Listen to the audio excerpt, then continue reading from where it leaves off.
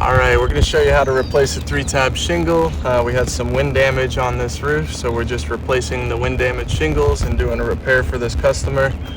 The first thing you want to do is identify where the shingle that's damaged goes to. They're usually on a 3-tab shingle, 1, 2, 3 tabs. I don't know if it's these 3 tabs, these 3 tabs, or these 3 tabs, so I want to find that first. I'll do that by separating the tar strip from the shingle above it. Alright, this one looks like it goes all the way over to here, and it does.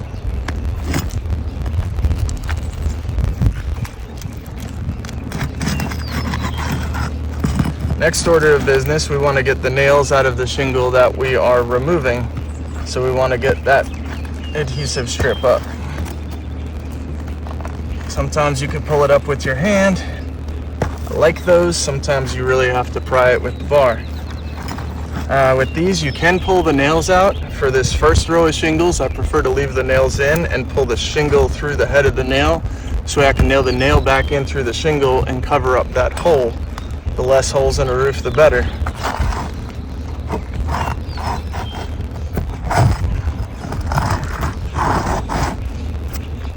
Now for the second one, the second row of shingles up here, there's also nails going through them, and they're catching the top part of the shingle that we're taking out.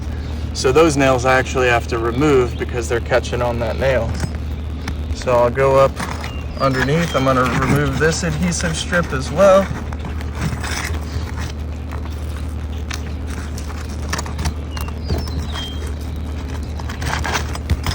Now I should have checked that before I replaced these shingles, but it's too late for that. So I'm going to get it underneath here, get the roofing snake in under the nail, push down on the shingle, remove the nail head. Ideally,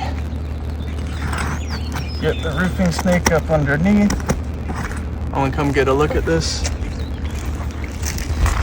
The roofing snake underneath, lift the nail a little, push down on the shingle, and remove the nail.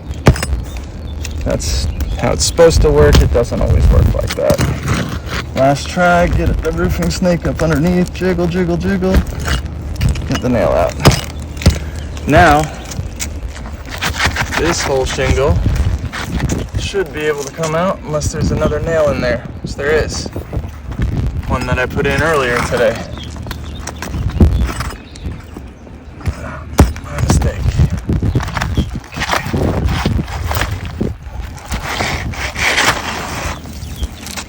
Alright. Now any of these nails that we left in, let's nail back in nice and tight.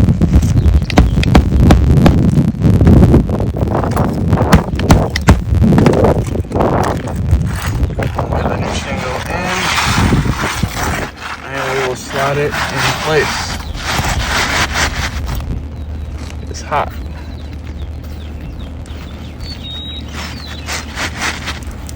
Sometimes it takes a little finagling.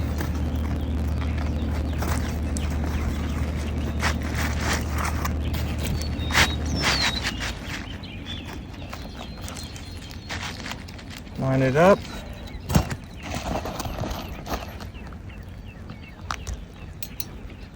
Start on one end. I nail about an inch from the end.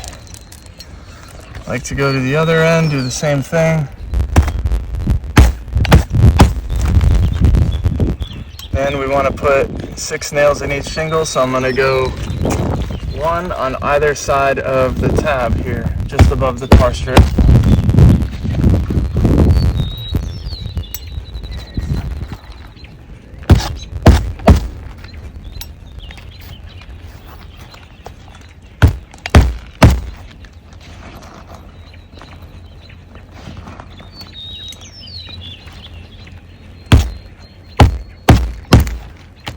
Okay.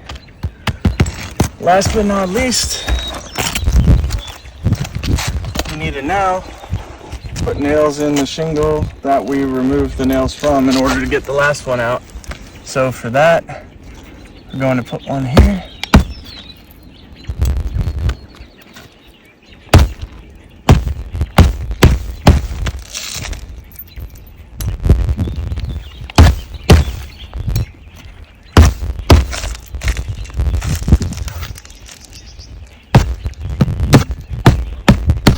These shingles on the roof, the ones that blew off, are still fairly new, so they're still pretty pliable, so I'm able to really get underneath there and put the nail in. If they weren't pliable, I could use my roof snake. Sometimes they're really brittle.